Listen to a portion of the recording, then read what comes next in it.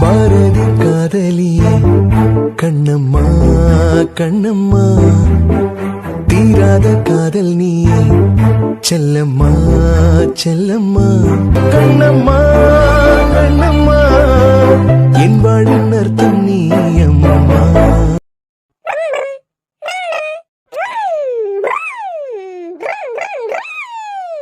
என்ன செல்லாம், இந்த உருட்டு வண்டியை எங்க இருந்து இழுத்துட்டு வந்த? அதை எடுக்கிறதுக்கு நீ என்ன படுத்தின பாடு. இத நான் தான் தூக்கி மேல ஷெல்ஃப்ல போட்டேன். இப்பதான் அவ இதுல உட்கார்ல இல்ல அப்படின்னு. நீங்க மேல தூக்கி போட்டதா எப்படியோ பாத்துருக்கா.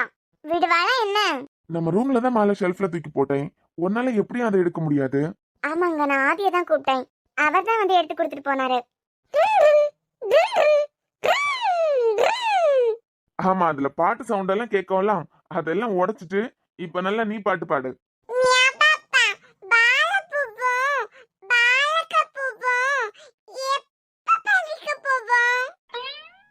வாழைப்பூவும் வாழைக்காய் பூவும் எப்ப பறிக்க போவோமா? எங்க போறோம், எதுக்கு போறோம்?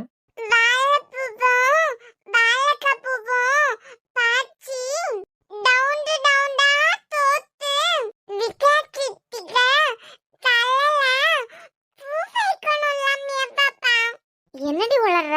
வாழைப்பூவும் வாழைக்காய் பூவையும் பறிச்சு ரவுண்ட் ரவுண்டா தொடுத்து விதியக்க தலையில எதுக்கு வைக்கணும்? என்ன தங்க சொல்ற? அப்பாக்கு எதுவுமே புரியலையே. சொல்லுடா, புரிய மாதிரி சொல்லாம்.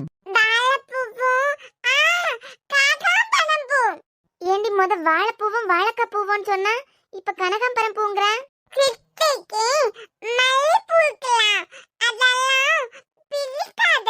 ஏண்டி வித்யாக்கு மல்லிப்பூ பிடிக்காம வாழைப்பூவும் கனகாம்பரம் பூமா பிடிக்கும்?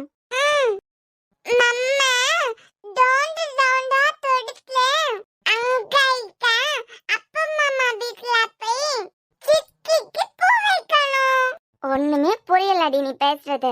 என்னமா புரியல? அவ ஏதாவது இவகிட்ட அடிச்சு விட்டுருப்பா. உங்க வீட்ல இருந்து தான் வந்து எனக்கு பூ வைக்கணும்னு ஏதாவது சொல்லிருப்பா. இவ என்ன பூ வைக்கணும்னு கேட்டிருப்பா.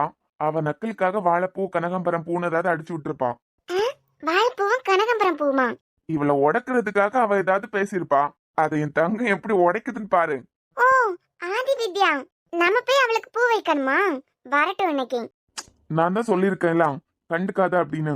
இதை கேட்காம விடக்கூடாதுங்க. ஏன் பொண்ணுகிட்டயே இங்க இருந்து பூ வைக்க போறதெல்லாம் பேசியிருக்கான். இவ வாழைப்பூவையும் கனகாம்பரம் பூவையும் தொடுத்து கட்டி கொடுத்தா மட்டும் வச்சு கிழிச்சிருவா பாத்தீங்களா?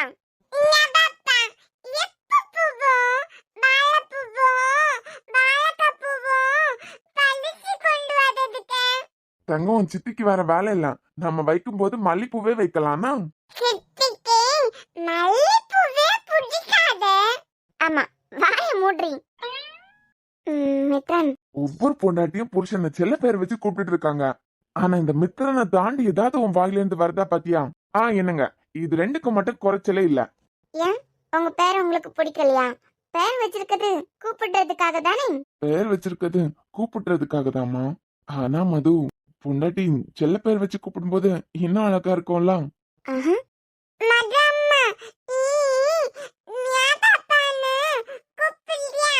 அவளுக்கு நல்லா புரியுதுங்க. ஓய் தங்கம், நீ மட்டுமே மியாவப்பான்னு கூப்பிடு. அம்மா ஏதாவது கூப்பிடட்டும்.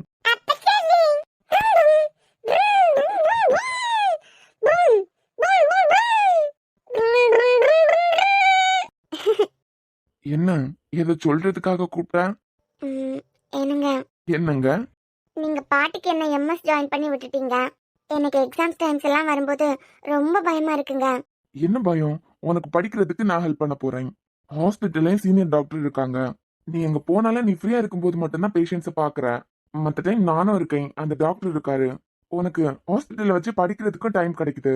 எல்லாத்துக்கும் மேல நீ எம்எஸ் பண்ற மெடிக்கல் காலேஜ் என் மதுவோட ஹாஸ்பிட்டல் பக்கத்துல இருக்கு. அப்போ உனக்கு இங்கிருந்தாங்க அங்கிருந்து இங்க போறதுக்கு எந்த பிரச்சனையும் இல்ல. இதுக்கு மேல என்னடா பயம் உனக்கு? இதுதாங்க எனக்கு பிரச்சனையே. வீட்டுல சமையல் எல்லாம் இப்ப கௌரி அம்மா தான் பாத்துட்டு இருக்காங்க. எனக்கே ஒரு மாதிரி இருக்கு. உங்க தங்கச்சி மித்ராக்கு இன்னும் கல்யாணம் கூட ஆகல. அவங்க கௌரி அம்மாக்கு காயெல்லாம் கட் பண்ணி ஹெல்ப் பண்ணி கொடுக்குறாங்க. இதுல என்ன இருக்கு? இல்ல மித்ரன், வீட்டுல நான் எம்எஸ் பண்றதுக்காக கௌரி அம்மாவும் உங்க தங்கச்சியும் கஷ்டப்படுற மாதிரி இருக்கு. அதே ஹாஸ்பிட்டல்லாம் சென்னையில ஒரு ஹாஸ்பிட்டலோட எம்டி நீங்க. எனக்காக அங்க போகணும்னா கூட போக முடியாம இந்த ஹாஸ்பிட்டலையும் பார்த்துட்டு இருக்கீங்க.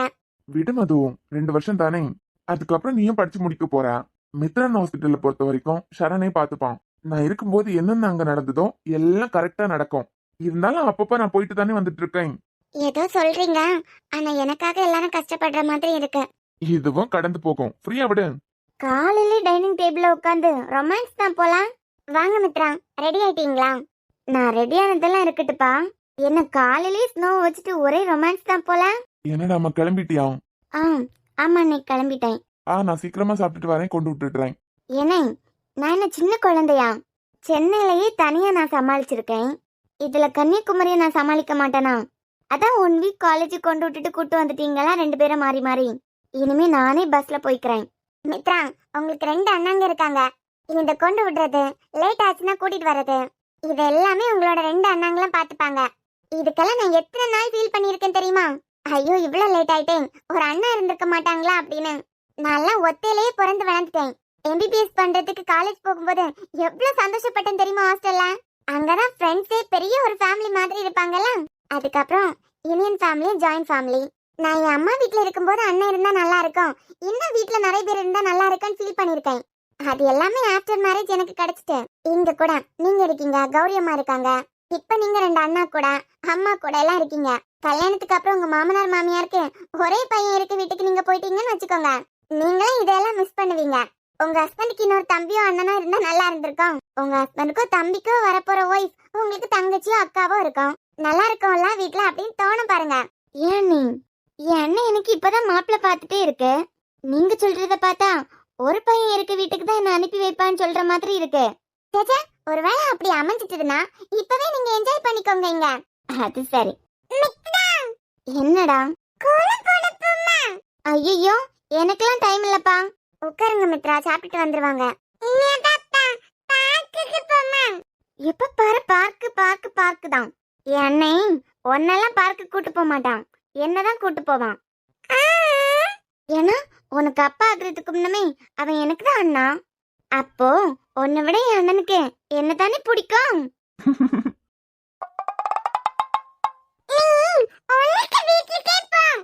பல்ல காட்டிட்டே இருக்காதுங்க மித்ரன். இது என்ன பேச்சுன்னு கேட்டேன், 2 திட்டு கொடுங்க. நீங்க சும்மா இருங்க அண்ணி. நாங்க சண்டை போடும் போதும் நாங்க பேசிக்கும் போது நீங்க நடுவுல வராதுங்க. தேவையா இது உனக்கு? ஓய், நீ நம்பலையா? உன்னை விட என் அண்ணனுக்கு என்னதான் ரொம்ப பிடிக்கும். சொல்ல போனா நான் தான் அவனுக்கு குழந்தை மாதிரி, தெரியுமா?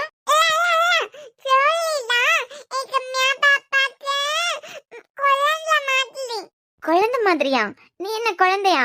அதான் நீ ஸ்கூல் போற வயசு ஆக போகுதுல.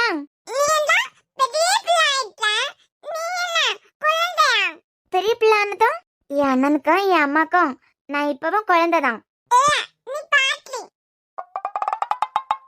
ஹோய், யார பாத்துட்டி பாட்டின்னு சொன்ன?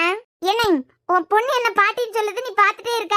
2 பேரும் எங்க 2 பேரையும் நடுவுல இழுக்காம நீங்க பேசி முடிச்சிருங்க. ஓய், ஒரு பியூட்டிய பார்த்து பாட்டின்னு சொல்றல.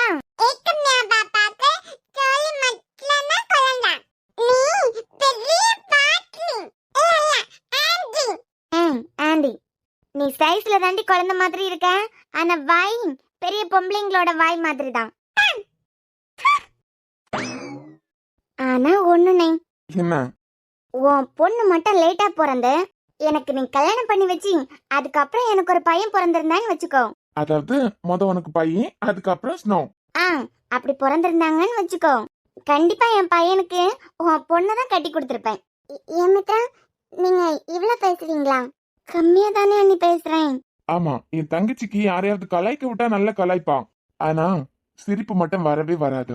ஓய் சோலி, நான் சொல்லி சொல்லும் போதுதான் ஆகாயிக்கும், நீ சொல்லி சொல்லும் போது ஆகாயில்ல. உனக்கு முன்ன எனக்கு பையன் பிறந்திருந்தா என் பையனுக்கே உன்னை கல்யாணம் பண்ணி வச்சிருந்திருப்பேன். அவனுக்கு புரிஞ்சாதானே. நீ எதுக்கு குட்டிமா கவலைப்படுற? அண்ணன் நான் இருக்கேன்ல, அடுத்து எங்களுக்கு ஆம்பளை பிள்ளை தான் பிறக்க போகுது. உனக்கு கல்யாணம் ஆனதுக்கு பிறகு நீ ஒரு பொம்பளை பிள்ளை பேத்து கொடு, உன் பொண்ணுக்கு என் பையனை நான் கொடுக்குறேன். இதுவும் நல்லா இருக்குல்லண்ணே. நல்ல அண்ணன் நல்ல தங்கச்சிப்பா. ஒருவேளை எனக்கு பொம்பளை பிள்ளை பிறந்து உனக்கு அதுக்கு முன்ன ஆம்பளை பிள்ளை பிறந்துட்டுனா என் பொண்ண உன் பையனுக்கு நானே கொடுக்க ரெடி. இந்த உலகத்திலேயே அடிச்சுக்க முடியாத ஒரு பாசனா அது அண்ணன் தங்கச்சி பாசம் தானங்க. எப்போ சண்டை போடுறாங்கன்னு தெரியாது. இன்னும் சீக்கிரமா சாப்பிட்டு கிளம்பலாம். மதுக்கா இதோ அட்டெண்டன்ஸ் போட வந்துட்டால. மதுக்கா வா வித்யா, உட்கார சாப்பிட்டுட்டு போலாம். இல்லக்கா எனக்கு இன்னைக்கு முத நாள்ல காலேஜ், அதான் உங்ககிட்ட சொல்லிட்டு போலான்னு வந்தேன். கிளம்பிட்டியா வித்யா? கிளம்பிட்டேன் தான். கிளம்பிட்டா அப்படியே காலேஜ் போக வேண்டியதானே, என்ன இந்த பக்கம்? உங்ககிட்ட எல்லாம் போயிட்டு வரேன்னு சொல்லணும்ல, அதுக்காக தான் வந்தேன். எங்க கிட்ட? அதுவும் நீ? ஆமா. அதான் ஆதி சார் எங்க கிட்ட போயிட்டு வரேன்னு சொல்றதுக்காக தானே வந்தேன். பாத்துட்டேலாம், கிளம்பு. சீஜா, உங்களை பார்த்து எனக்கு என்ன கிடைக்க போகுது? நான் ஆதி சாரை பார்த்து போயிட்டு வரேன்னு சொல்றதுக்காக தான் வந்தேன். இருடி, உனக்கு வந்திருக்கிறது காதலே கிடையாது, இது ஜஸ்ட் ஒரு அஃபெக்ஷன் உனக்கு புரிய வைக்கிறேன். அது எப்படி உண்மையான காதல் இவ்ளோ ஷார்ட் டைம்ல வரோம்? அத்தா ஆதி சார் எங்க? ஹலோ, என்ன? அதான் எங்க கிட்ட எல்லாம் ஃபர்ஸ்ட் டே காலேஜ் கிளம்புறதா சொல்லிட்டேலாம், அப்படியே போக வேண்டியதானே. நானே முத நாள் காலேஜ் போறேன், ஆதி சார் கிட்ட போயிட்டு வரேன்னு சொல்லாம அப்படியே கிளம்புனா என்ன? அவன் கிட்ட எதுக்கு நீ போயிட்டு வரேன்னு சொல்லணும்? அவர்கிட்ட தான் சொல்லணும். இங்க பாருங்க, நீங்க ஒரு சைலண்ட் கில்லர்னு எனக்கு நல்லாவே தெரியும். ஆனா உங்க உடம்பு ஃபுல்லா விஷம். யாருக்கு? எனக்கா? ஆமா, இந்த வாழைப்பழத்துல மெது மெதுவா ஊசி ஏத்துவாங்கல்ல, அதே மாதிரி ஸ்லோ பாய்சன். நானு. நீங்க தான். இப்ப நீங்க லிஸ்ட்லயே இல்ல, நீங்க அமைதியா உட்கார்ந்துருங்க. வித்யாமா, நான் யாருன்னு தெரியுமா? நீங்க என் அத்தானோட தங்கச்சியாவே இருந்தாலும் ஐ டோன்ட் கேர். அப்புறம் செல்லக்குட்டி, எம்எஸ்சி ஃபர்ஸ்ட் டே காலேஜ் போறியா? ஆமா ஆமா. நீ ஒரு ஆமா போட்டா போதும். எம்எஸ்சி ஃபர்ஸ்ட் இயர்லாம் உன் கிளாஸ் கவுன்சிலர் யாருன்னு தெரியுமா? உனக்கு மேத்ஸ் கிளாஸ் எடுக்க போறது யாருன்னு தெரியுமா? நானே புது காலேஜுக்கு போறேன், அங்க எனக்கு யாரையுமே தெரியாது. சரி, நான் தான் சொல்லிட்டேன், நீங்க ஸ்லோ பாய்சன். உங்ககிட்ட பேசினேன்னு வைங்க, 10 நிமிஷத்துல பேசி பேசி மண்டை கழுவிடுவீங்கன்னு ஆதி சார் சொல்லியிருக்காரு. ஓ, சொல்லிட்டானா? ஆமா. உன் கிளாஸ் கவுன்சிலர், அப்புறம் உனக்கு மேத்ஸ் கிளாஸ் எடுக்க போறது எல்லாம் நான் தான். என்னது? க்ளோஸ் பண்றியா வாயா? நீங்களா? எனக்கு நீங்க கிளாஸ் எடுக்கிறத பத்தி எல்லாம் ஒரு கவலையும் இல்ல, நான் நல்லா படிக்கிற பொண்ணு தான். ஆனா இந்த காதலுக்கு அகைன்ஸ்டா பாடம் நடத்தாம இருந்தா மட்டும் போதும். ஒரு கிளாஸ் கவுன்சிலர்னா ஸ்டூடெண்ட்ஸுக்கு எது நல்லது எது கெட்டது எல்லாம் தெரிஞ்சுக்கிட்டு அட்வைஸ் பண்றதும் தான். இவன் ஒருத்தி எங்க போனாலும் ஆரம்பிச்சிருவா. அதான் நாதி சார பாக்குறதுக்காக தான் வந்தேன். எங்க போயிட்டாரு? அவனுக்கு எந்திரிக்க முடியாத அளவு காய்ச்சல். காய்ச்சலா? இல்ல ஃபீவர். மித்ரன்,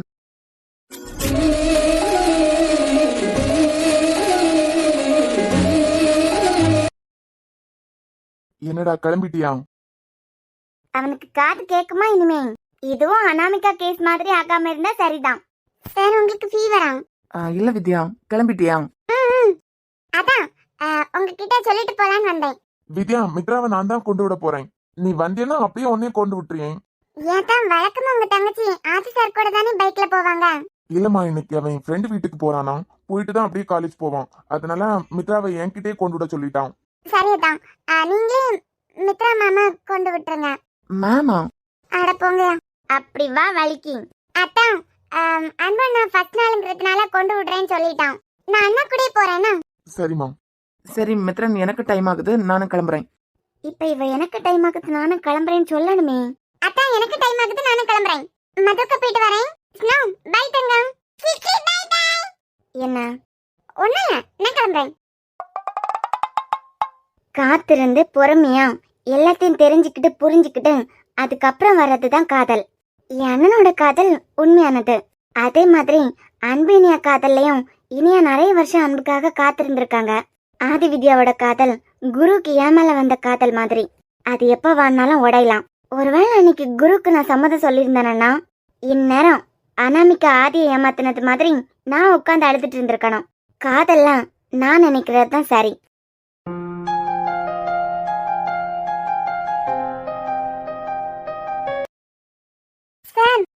மெதுவா, இப்படிதான் ஓடுவியா? உங்க தங்கச்சி கிட்ட இந்த எஸ்கேப் ஆகுறதுக்குள்ள எனக்கு போதும் போதும் ஆயிடுது. அவகிட்ட இருந்து நீ எதுக்காக தப்பிக்கணும்? அட போங்க சார், இப்ப எல்லாம் இந்த வீட்டுக்கு வர்றதுக்கு எனக்கு பயமா இருக்கு. என்ன பார்க்கும் போதெல்லாம் பாடம் எடுக்க ஆரம்பிச்சிடுறாங்க. அது சரி. அதுக்காகவே அவங்கள பார்த்து ஒளிஞ்சு ஓட வேண்டியதா இருக்கு பாருங்களேன். பத்தாததுக்கு அவங்கதான் என்னோட கிளாஸ் கவுன்சிலரா, அவங்கதான் மேத்ஸ் கிளாஸ் எடுக்க போறாங்களாம். சூப்பர், நேத்துக்கே சொல்லிட்டே இருந்தான் எம்எஸ்சி மேத்ஸ் ஃபர்ஸ்ட் இயர் கிளாஸுக்கு என்னதான் கிளாஸ் கவுன்சிலரா போட்டிருக்கு அப்படின்னு. என்ஜாய் பண்ணு. சார் பார்த்தாலே அட்வைஸ் பண்ண ஆரம்பிச்சிடுறாங்க. வித்யா, அவ மைண்ட் செட் படி எடுத்தோம் கவுத்தோன்னு வர காதல் உண்மை கிடையாது. அவ பாயிண்ட் மொத்தம் தப்புன்னு நான் நினைக்கல. ஒரு நாள் பாக்குறாங்க, அடுத்த நாள் பேசுறாங்க, அதுக்கு அடுத்த நாள் காதல சொல்லிக்கிறாங்க. 3 மாசம் 4 மாசம் போகுமா, அதுக்கப்புறம் பிரேக்கப். அதனால அவ பாயிண்ட் ஆஃப் வியூல இருந்து சில விஷயங்கள் சரிதான். அனாமிகா விஷயத்துல நான் எடுத்த முடிவு பாத்தியா? அவ பிளாக்மெயில் பண்ணதும் ஓகேன்னு சொல்லிட்டு லவ்வுக்கு அக்செப்ட் பண்ணிட்டேன். அதுக்கப்புறம் அண்டர்ஸ்டாண்டிங் இல்லாம எங்க போய் நின்னுச்சு பாத்தியா? இதனால அசிங்கம் யாருக்கு? இது அப்பவே உன் விஷயத்துல நான் பொறுமையா இருந்த மாதிரி கொஞ்சம் பொறுமையா இருந்து இது செட் ஆகுமா ஆகாதா அப்படின்னு யோசிச்சு முடிவு எடுத்திருந்தானா கண்டிப்பா அது நல்லதா போய் முடிஞ்சிருக்கும். யோசிக்காம எடுத்தோ கவுத்தோன்னு எடுத்து போடுற முடிவு கண்டிப்பா சக்சஸ்ஃபுல்லா போகாது. ஒரு உறவுக்காக ஒரு முடிவு எடுக்கிறது ரொம்ப ஈஸி. அதே மாதிரி அந்த உறவை காப்பாத்தணும்னு நினைக்கணும். இதுக்கு பொறுமையும் அண்டர்ஸ்டாண்டிங்கும் ரொம்பவே இம்பார்ட்டன்ட் தான். அதனால மித்ராவோட கருத்து மொத்தமா தப்புன்னு நான் சொல்ல மாட்டேன். ஆனா அதுக்காக அவ ஒரு டைம் ஒதுக்கி இருக்கா பாத்தியா? உனக்கு ஒரு விஷயம் தெரியுமா? என்ன? ஒரு பொண்ணு அழகா இருந்தா யார் வேணாலும் போய் ப்ரப்போஸ் பண்ணிக்கலாம். அது அவங்களோட விருப்பம். அதை அக்செப்ட் பண்றதும் ரிஜெக்ட் பண்றதும் அந்த பொண்ணோட விருப்பம். நான் மித்ராவோட அண்ணன் தெரியாம என் கிட்ட வச்சே மித்ராக்கு ப்ரப்போசல் வந்திருக்கு. அம்மா அழகா இருக்காங்களா? அவங்க அழகா இருந்தாலும் அவங்களுக்குள்ள ஒரு வட்டம் போட்டு வாழ்ந்துட்டு இருக்காங்க. அவங்கள ஃபர்ஸ்ட் டைம் பார்க்கும்போது இவங்க நார்மலா மத்த பொண்ணுங்க மாதிரி இல்லன்னு நினைச்சிட்டு இருந்தேன். ஆனா அவங்களும் எல்லா பொண்ணுங்களும் மாதிரி தான். காமெடி பண்றது, நார்மலா பேசுறது எல்லாம் ஓகே தான். ஆனா அந்த சிரிப்புங்கிற ஒரு விஷயத்த அவாய்ட் பண்ணிட்டு அவங்கள சுத்தி ஒரு பாதுகாப்பு கவசம் மாதிரி போட்டிருக்காங்கன்னு நினைக்கிறேன். அதேதான். நான் உங்களை 2 மாசமா ஃபாலோ பண்ணிட்டு இருக்கேன். உங்களை எனக்கு ரொம்ப பிடிச்சிருக்குன்னு அந்த பையன் ப்ரப்போஸ் பண்ணான். லவ் சொல்றது அவனோட விருப்பம், அக்செப்ட் பண்றது மித்ராவோட விருப்பம். அதனால அதுக்கு எனக்கு சம்மந்தம் இல்லாத மாதிரி நின்னுட்டேன். ஐயே, ஒரு அண்ணனா பாத்துட்டு நின்னு இருக்கீங்க. அப்புறம் என்ன நடுவுல போய் சண்டை போட சொல்றியா? அவ ரிஜெக்ட் பண்ணியும் அவனால என் தங்கச்சிக்கு ஒரு பிரச்சனைனா அதுக்கப்புறம் நான் வேடிக்கை பார்த்துட்டு நிக்கிறது தப்பு. அப்படி ஒரு சிச்சுவேஷன் வந்தா அண்ணனுங்களா எங்களுக்கு என்ன பண்ணணும்னு தெரியும். சரி, சொல்ல வந்ததை சொல்றேன் பாரு. நானும் கோவத்துல அந்த பையனை செருப்ப கழட்டி அடிச்சிருவா அப்படின்னு எதிர்பார்த்து என்ன பதில் சொல்றான்னு பாத்துட்டு நின்னேன். இந்த உலகத்துல நான் பார்த்த பொண்ணுங்க எல்லாம் லவ் சொல்ல போனா ஒன்னில அக்செப்ட் பண்ணுவாங்க, அப்படி இல்லைன்னா ரிஜெக்ட் பண்ணுவாங்க. இது நார்மலா ஸ்மூத்தா சொல்லி முடிச்சிருவாங்க. சில பொண்ணுங்க கோவமா கத்தி பிடிக்கல, செருப்ப கழட்டி அடிக்கிறது, இந்த மாதிரி ஒவ்வொரு கேட்டகரிஸ்ல இருக்காங்க. ஆனா என் தங்கச்சி மித்ரா கிட்ட மட்டும் யாராவது ப்ரப்போஸ் பண்ண போயிட்டா அட்வைஸ் பண்ண ஆரம்பிச்சிருவான். அந்த பையனுக்கு 1 வருஷம் டைம் கொடுத்தா பாரு. இந்த 1 வருஷம் என்ன நீங்க ஃபாலோ பண்ணக்கூடாது, என்னை பத்தி தெரிஞ்சுக்க நீங்க என் பின்னாடி வரக்கூடாது, என் நம்பர் கண்டுபிடிச்சி எனக்கு கால் பண்ணக்கூடாது, என்கிட்ட பேசுறதுக்கு ட்ரை பண்ணக்கூடாது. என்னை பார்க்காம 1 வருஷம் இதே காதலோட நீங்க இருந்தீங்கன்னா 1 வருஷம் தாண்டி இதே நாள் இதே நேரத்துல வாங்க, அதுக்கப்புறம் யோசிக்கலாம். எவன் காத்துட்டு இருப்பான்? இருப்பாங்க சார். உண்மையா அவங்க மேல காதல் இருந்துச்சுன்னா கண்டிப்பா வெயிட் பண்ணுவாங்க. ஆனா அதுக்கு இன்னொரு பொண்ணை பார்த்து வலிகிறது, சைட் அடிக்கிறது அப்படியெல்லாம் இல்லாத ஒரு கேரக்டரால முடியும். அது சரி சரி, நான் கிளம்புறேன். வரியா கொண்டு விட்டுடுறேன். நம்ம காலேஜ் போற வழியில தானே உன் காலேஜ் இருக்கு. இப்போ ஃப்ரெண்ட பார்க்க போனோம்னு சொன்னீங்க. நீ கிளம்பிட்டலாம். நான் உன்னை கொண்டு விட்டுட்டு அதுக்கப்புறமா அவனை போய் பாக்குறேன். அது மட்டும் இல்ல, காலையில ஃப்ரெண்ட பாக்கணும்னு சொன்னா மித்ராவெல்லாம் ஃப்ரெண்டு வீட்டுக்கு கூட்டு போறதுக்கு எனக்கு விருப்பம் இல்ல. சோ நீ மித்ரன் கூடயே போயிருன்னு காலையில அவகிட்ட சொல்லிட்டேன். நீயே கிளம்பி நிக்கிறேன். இப்படியே விட்டுட்டு போறதுக்கு மனசுல ரெடியாக்கி தானே நிக்கிறேன். வா, நானே கொண்டு விட்டுறேன். இல்ல சார், வேண்டாம். நான் உங்ககிட்ட போயிட்டு வரேன்னு சொல்றதுக்காக தான் வந்தேன். ஃபர்ஸ்ட் டே பாத்தீங்களா, அன்பண்ணா என்ன காலேஜ்ல கொண்டு விட்டுட்டு அதுக்கப்புறமா வீட்டுக்கு வந்து இனியாவை கூட்டிட்டு ஆபீஸ் போகும். ஓ அப்படியா? சரிம்மா, அப்ப நான் கிளம்பவா? கண்டிப்பா கிளம்பணுமா? காத்துல சூடும் போல உன்னால கண்ணாடி வர முன்னாடி என் தேகம் மெலிஞ்சாச்சு. கல்யாண வரம் உன்னால வேணும், அண்ணால நினைச்சாச்சு.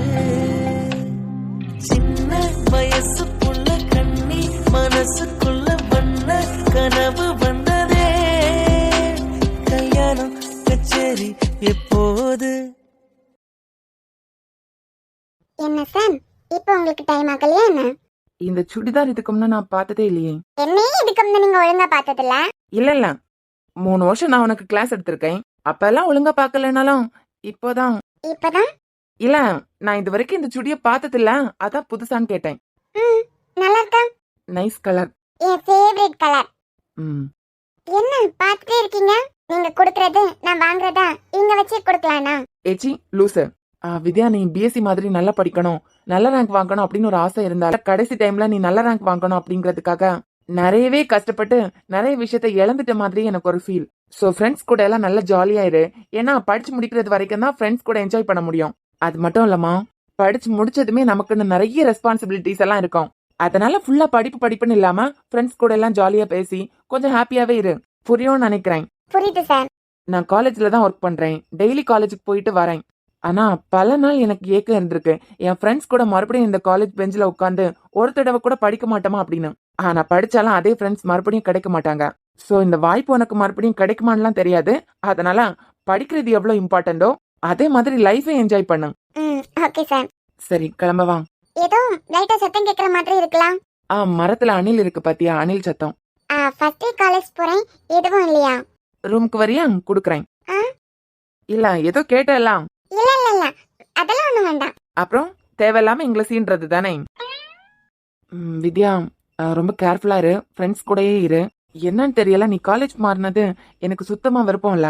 நீ பிஎஸ்சி பண்ணும்போது எனக்கு இந்த சம்மந்தமும் இல்லனாலும் சுரேஷ் மூலமா உனக்கு என்ன ஆபத்து நடந்திருக்கான்னு உனக்கே தெரியும். சரியான நேரத்துல நாங்க வராம இருந்திருந்தா. என்ன சார் ஒரே படபடப்பா பேசிட்டே இருக்கீங்க?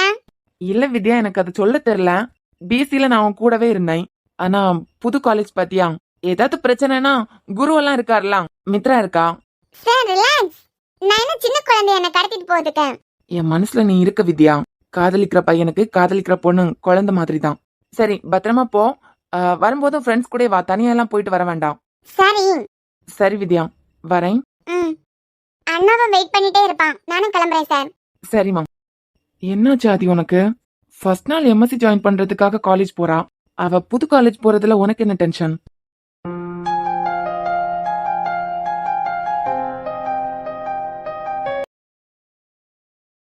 ரெண்டு பேரும் வேக வேகமா கிளம்புறேன்னு சொல்லிட்டு வந்து இவ்வளவு நேரம் இங்க நின்னு கதை விட்டுட்டு இப்பதான் கிளம்புறாங்க.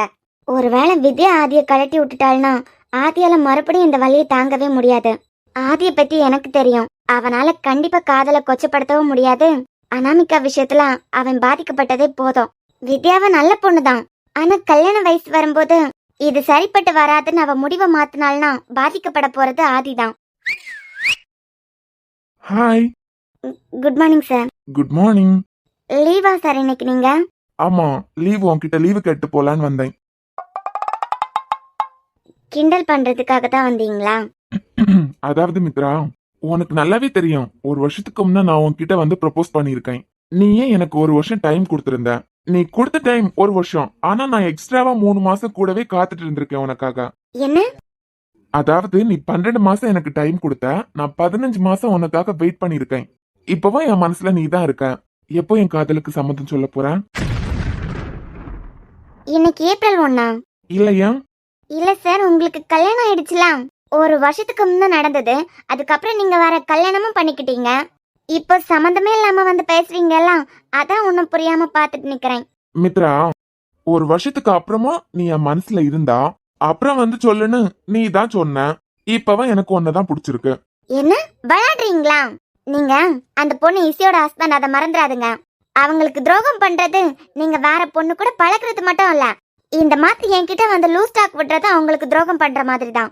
இப்ப என்ன பண்ணலாங்கிற? ஒரு வருஷம் வெயிட் பண்ண சொன்னா வெயிட் பண்ணிட்டேன். இப்பவும் என் மனசுல நீ தான் இருக்க. என்ன என்ன பண்ண சொல்ற? சார், நான் ஒர்க் பண்ற காலேஜோட சேர்மன் பாக்குறேன். இதோட நிப்பாட்டினீங்கன்னா சரி, அப்படி இல்ல என்ன வேற மாதிரி பார்க்க வேண்டியதா இருக்கும். நீங்க தான் சொன்னீங்க ஒரு வருஷம் தாண்டி உங்க மனசுல நான் இருந்தா அப்ப வந்து சொல்லுங்க அப்படின்னு. ஒரு வருஷம் தாண்டிட்டு இப்பவும் என் மனசுல நீங்க தான் இருக்கீங்க. என்ன சொல்ல போறீங்க? பைத்தியமாடா நீ? இதத்தான் எதிர்பார்த்தேன். ஒரு பொண்ணுக்கு தாலி கட்டிட்டு அந்த பொண்ணு கூட வாழ்ந்துட்டு இப்ப மறுபடியும் என் மனசுல நீ தான் இருக்க. அசிங்கமா இல்ல? நான் சொன்னது உங்க மனசுலயும் வேற யாரும் வராம உங்களுக்கு கல்யாணமா ஆகாம அப்பவும் உங்க மனசுல நான் இருந்தா அதுக்கப்புறமா பாக்கலாம் தான் சொல்லியிருக்கனே தவிர, கல்யாணம் பண்ணிட்டு இப்பவும் என் மனசுல நீங்க தான் இருக்கீங்கன்னு வந்து சொன்னா அக்செப்ட் பண்ண முடியாது. இந்த விஷயம் இசை கழுத்துல நீங்க தாலி கட்டும் போதே முடிஞ்சு போச்சு. மித்ரா, முடிஞ்சு போச்சுன்னு நீ சொல்ற, ஆனா இனிமேதான் தொடங்க போகுதுன்னு என் மனசு சொல்லுதே. அறிவு இருக்கா உனக்கு? கல்யாணம் ஆன நீ கல்யாணம் ஆகாத பொண்ணுகிட்ட எப்படி வந்து பேசணும்னு ஒரு அறிவு இல்ல, சென்ஸ் இல்ல? ஒரே அர்த்தம் தான். நல்லா தானே இருந்தீங்க, சடனா என்னாச்சு உங்களுக்கு? அது இருக்கட்டும், உள்ள உங்க அண்ணன்ட்ட என்ன பேசிட்டு இருந்தா? என்ன பேசுனேன்? அதாம்மா என்னமோ சொன்னியே, ஒருவேளை உன் அண்ணனுக்கு பையன் பிறந்து அதுக்கப்புறம் உனக்கு பொண்ணு பிறந்துச்சுன்னா உன் பொண்ணை உன் அண்ணனோட பையனுக்கு கட்டி வைக்கிறதா சொன்னியே. ஆ, ஏன் அண்ணன் கிட்ட நான் பேசினேன், அதுல உங்களுக்கு என்ன? ஜில்லு இங்க பாரு. இங்க பாரு குரு, அப்ப பேசுற மாதிரி இந்த ஜில்லு கில்லுன்னு எல்லாம் பேசினா அடிச்சு பல்லெல்லாம் கலட்டிடுவேன். ஏய் அப்படிதாண்டி கூப்பிடுவேன்.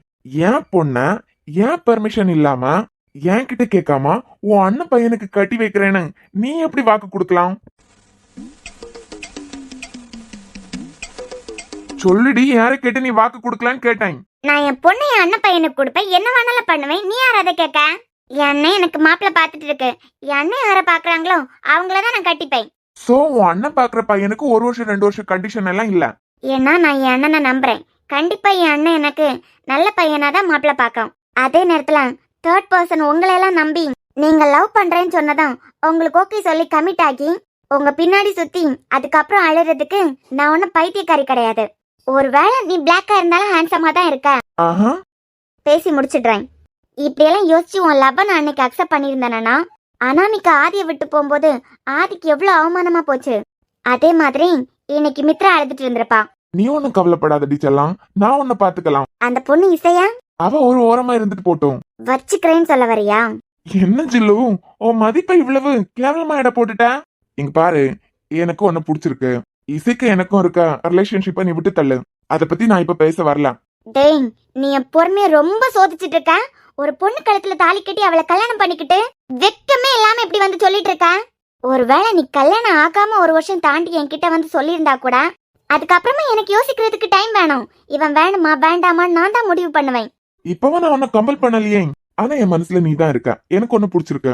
அண்ட் இப்ப நான் உன்கிட்ட வந்து பேசினதுக்கான காரணம், ஏன் பொண்ண ஏன் சம்மதம் இல்லாம நீ எப்படி உன் அண்ணன் பையனுக்கு கட்டி கொடுக்கறதா முடிவெடுக்கலாம்? இந்த மித்ரா கோவப்பட்டு நீ பார்த்ததுல போயிருங்க இருந்து. ஆமா ஜில்லு, நான் கோவப்பட்டு பார்த்ததில்ல. ஆனா வண்டியா அட்வைஸ் பண்ணி பார்த்திருக்கேன். அப்புறம் தங்கம், நான் உன்னை விட போறதெல்லாம் இல்ல. இந்த ஜென்மத்துல நீ தான் எனக்கு பொண்டாட்டி. என்னை சுத்தி கொஞ்சம் பிரச்சனை இருக்கு, அதெல்லாம் சால்வ் பண்ணிட்டு நானா உன்னை வந்து பாத்திருப்பேன். ஆனா அந்த கடவுள் பத்தியா எனக்காகவே உன்னை அனுப்புன மாதிரி என் காலேஜுக்கு நீயா ரெசியூம் அனுப்புன. விட்டுருவோமா? அப்புறம் ஜில்லும் நேத்துக்கு வந்து கேட்டியே, எனக்கு ஒரு பீரியட் எக்ஸ்ட்ரா இருக்கு, விளக்கம் கேட்டெல்லாம் அதுக்கான விளக்கத்தை இப்ப சொல்றேன். மீடியா பக்கம் எனக்கு ஐடியா இல்ல, நீ தான் ஹெல்ப் பண்ணணும் அப்படி இப்படின்னு சொன்னது உன் கூட டைம் ஸ்பெண்ட் பண்றதுக்காக தான். என்ன? ஆனா உன்னை கிளாஸ் கவுன்சிலரா போட்டிருக்கேன். எனக்கு என் ஸ்டூடெண்ட்ஸ் ரொம்ப முக்கியம். உன் கிளாஸ் டைம்ல எல்லாம் நான் உன்னை தொந்தரவே பண்ண மாட்டேன். ஆனா ஒரு நாள் ஒரு பீரியட் உனக்கு என் கூட டைம் ஸ்பெண்ட் பண்ணி தான் ஆகணும். காலேஜ்ல நான் ஒர்க் பண்ணா தானே? சலாம், இந்த அக்ரிமெண்ட் பேப்பர்ல சைன் பண்ணியடி தங்கம். அது ஒழுங்கா ரீட் பண்ணலையா தங்கம்? டேய், நீ பிளான் பண்ணி தான் எல்லாம் பண்ணிட்டு இருக்க. பிளானே தான். 1.5 வருஷம் என் காலேஜ்ல நீ ஒர்க் பண்ணி தான் ஆகணும். அதுக்கப்புறம் நீ லீவ் ஆகணும்னா கூட 6 மந்த்துக்கு முன்னமே நீ ரெசிக்னேஷன் லெட்டர் கொடுக்கணும். அதாவது ஜிலோ, 1.5 வருஷம் என் காலேஜுக்காக நீ ஒர்க் பண்ணணும். அதுக்கப்புறம் ரிசைன் பண்ணணும்னா கூட இன்னைக்கு நீ ரெசிக்னேஷன் லெட்டர் கொடுத்தா அடுத்த 6 மாசம் தாண்டி நீ லீவ் ஆகிக்கலாம். நான் கவனிச்சுக்கிறேன்டா. அதுதானே எனக்கும் வேணும். செல்லாம் மறந்துடாதா. இனிமே ஏன் பொண்ணா ஏன் சம்மதம் இல்லாம உன் அண்ணன் பையனுக்கு கட்டி கொடுக்குறேன், ஆட்டுக்குட்டிக்கு கொடுக்குறேன், இப்படி ஏதாவது கதை வசனம் விட்ட என்னடா பண்ணுவேன்? எதுக்கு லிப்ஸ பாக்குறான்? புரிஞ்சிருக்கான்னு நினைக்கிறேன். வட்டா? இவன் என்ன பேசுறான்? லூசா? கல்யாணம் ஆயிட்டுல இவனுக்கு? சாரி டிஜிலும், இசை சாம் கூட சேர்த்து வச்சுட்டு அதுக்கப்புறமா உன் மனசை மாத்தலான்னு தான் பார்த்தேன். ஆனா நேத்திக்கு நீ கார்த்திக்கு அட்வைஸ் பண்ணது, இன்னைக்கு வித்யாக்கு அட்வைஸ் பண்ண ஆரம்பிச்சது. உன் அண்ணன் வாரம் உனக்கு மாப்பிள்ள பாத்துட்டு இருக்காரு, ஒதுங்கி நின்னு வேடிக்கை பார்த்துட்டு இருந்தேன். நீ எனக்கு கிடைக்க மாட்டான். அதனால இன்னையில இருந்து என் காதலுக்கான புள்ளிய நான் ஆரம்பிச்சிட்டேன். இசை சாம சேர்றதுக்குள்ள உன் காதலை என்கிட்ட நீயா தேடி வந்து சொல்ல வைக்கிறேன். சைக்கோ, இவனை மாதிரி ஒரு சைக்கோவை நான் பார்த்ததே இல்ல. ஒரு பொண்ணு கல்யாணம் பண்ணிக்கிட்டு எனக்கு துரோகம் பண்ணி அவளுக்கு துரோகம் பண்ணலாம்னு நினைக்கிறியா? உனக்கு மித்ரா யாருன்னு புரிய வைக்கிறேன்டா. உனக்கு இந்த குருவோட காதல புரிய வைக்கிறேன் ஜில்லு.